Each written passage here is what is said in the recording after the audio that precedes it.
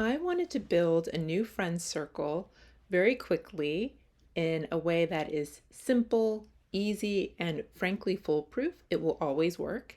This is exactly what I would do.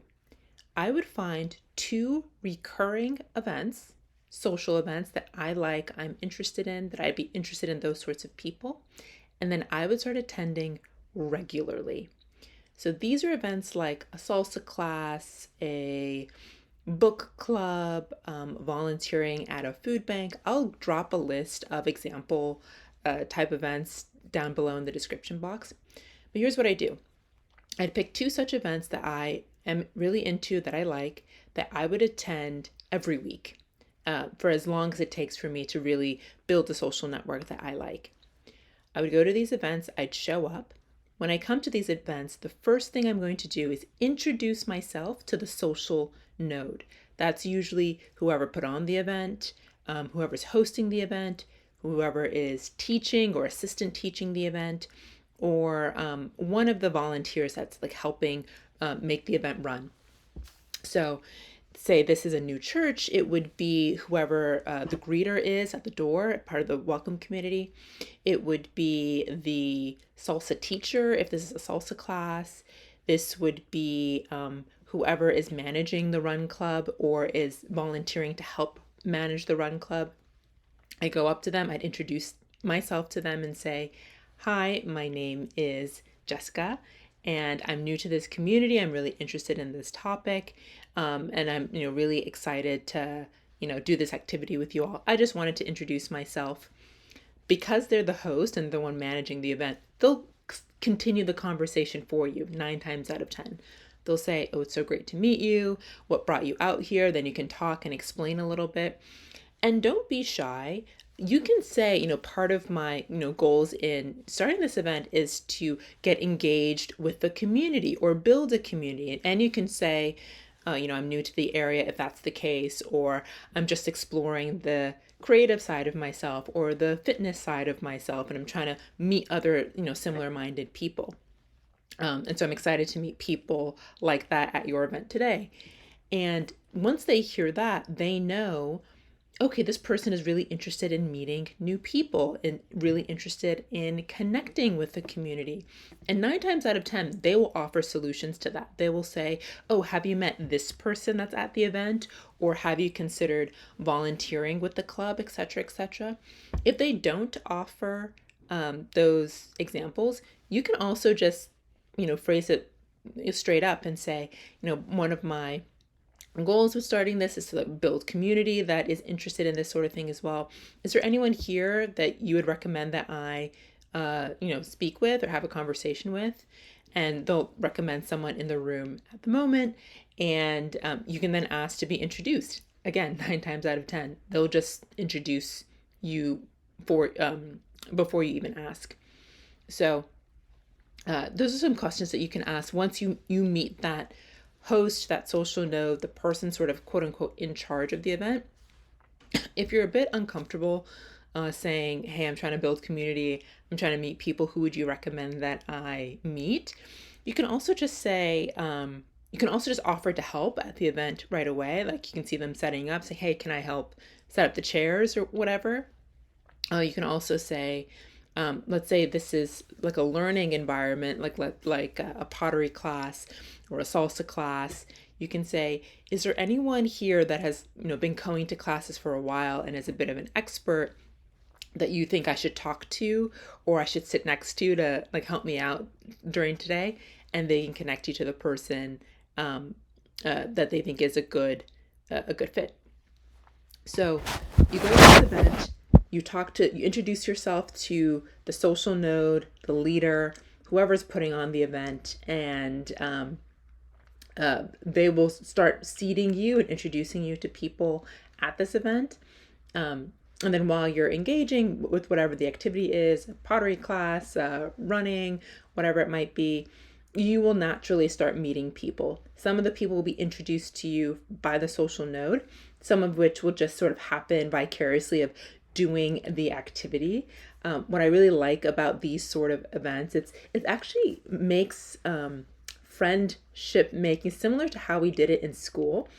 in school, friends happen very organically because you're all in a class together, you're all taking the same tests, you're all work playing in the same like soccer team, and so your friends are the people that you just did the stuff with. At events like this, you're also doing stuff with other people, and that sort of organic connection can also happen as well. You just need to be comfortable talking to people, reaching out. If you're kind of uncomfortable or you're not as well versed in how to talk with people, engage with people in conversation, I would invite you to look up my How to Talk series. It's also on my channel, where I walk you through step by step all the different ways that you can engage someone in conversation if you're shy or just like not that great with conversations with strangers. So you engage in the event, you meet some people, you're introduced to some people by the whoever's in charge, and then as the evening is, or the event is sort of wrapping up, and let's say you meet one person that you really liked, you connected with, you'd love to see them again, what I want you to do is find a way to get that person's phone number, not their Instagram, not any of these other social ways that people connect. I want you to get their phone number so that you can text. And this is really important. Texting, phone calls, setting up other plans are really important in really building a friendship and a deeper engagement with someone. I would suggest you look at my video, How to Text, that talks about how you can use texting to build relationships, maintain relationships, deepen relationships. A lot of like really helpful information there. So you want to get their phone number. Here are a couple ways that you can do that. You can say, oh, hey, you were so cool. It was like super great to talk with you. Would love to stay in touch. Would you be comfortable like exchanging phone numbers? You can go that really direct way. This is what I do. And again, 99% of the time it works. People are really friendly. People are really open. The kind of people that go to events like this are expected to meet new people. So it's like not as awkward as you might think it is. And, a big part of like making friends, building a social network is to just kind of get over this, any sort of hesitation you might have around going first or being the initiator in like a social engagement. Those sort of things people really appreciate. And honestly, if you get really comfortable doing that, the world is your oyster. You can be dropped in the middle of Timbuktu and you'll find, a social network. And that sort of actually positions you a little bit as a social leader, as the person who creates the situations where social engagement happens. So that's one way, very direct.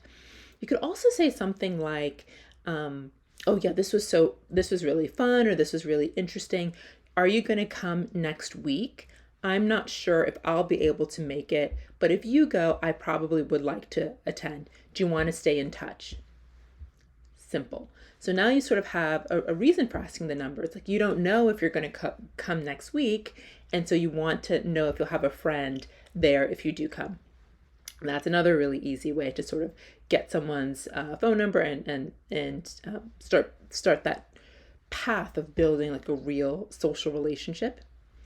Another way you can do it is say, oh, I'm really like loving Latin dance right now. I'm exploring like new cool dances in the city.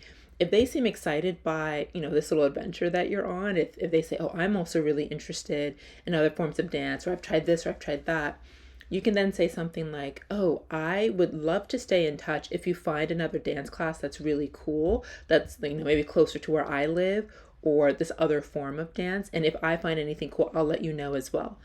Again, that's another reason that you guys need to exchange phone numbers so you can stay in touch, because you are furthering your interest in this topic. So that's another way. So like, those are 3 quick examples to move from, just a nice social engagement in the moment to getting a phone number that can start the chain of actually building a social relationship.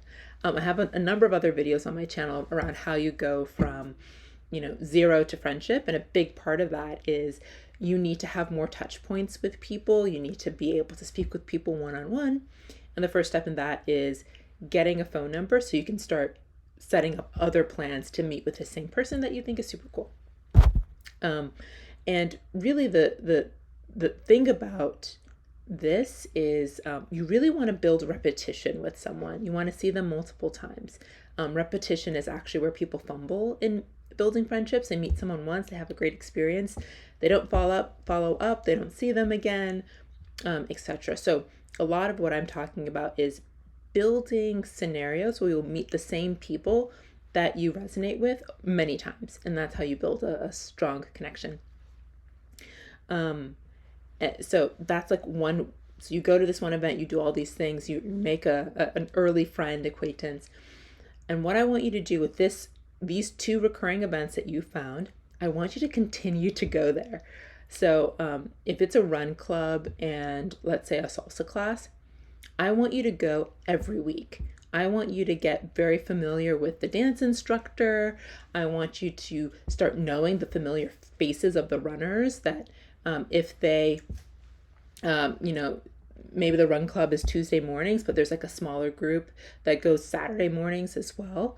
I want you to know about it. I want you to meet those people. And the way you get to know that information is by showing up to the same places over and over again. I know there's a lot of conversation on, the lack of third spaces in the US right now, but I actually think a lot of third spaces these days are sort of these ephemeral moments and groups and less so physical buildings. So a run club is a third space, a salsa class is a third space. Find the couple of third spaces that resonate with you and show up regularly. Be a community member, help out as needed. If the run club has a special charity 5K, go. Like, be a part of this community. And this helps you out in two ways socially. One, because you're showing up regularly, you're meeting all the new people that cycle in and out of this organization, one. And then two, if people start affiliating your face with this specific event or community, you then kind of naturally, vicariously, again, are sort of positioned like a social leader because you're always there. You're helping out, like all of these things. And that can really help you when you get to the point where you want to start hosting your own events and you want to invite people over. So a lot of great benefits to like showing up regularly and like tapping into a given community. Thank you so much. If this was helpful, please like, subscribe, comment. A little bit about me. I love making friends. I make friends really easily, but that wasn't always the case. I was a really shy kid and we moved around a ton. And now I'm in a position where I have 3 or 4 invitations on a Saturday, multiple invitations during the week for social engagements. I host my own dinner parties, well attended, and I'm just really lucky to be in the social position that I am today. And I'm here trying to help women learn how to make friends because it's part of the spice of life. Again, down below, I'll create a list of these sort of recurring events that might be of interest, of initial investigation. And if you're at all interested in going a little bit deeper, like how to go from 0 to a full friendship circle in a month, take a look down below at my network social system class.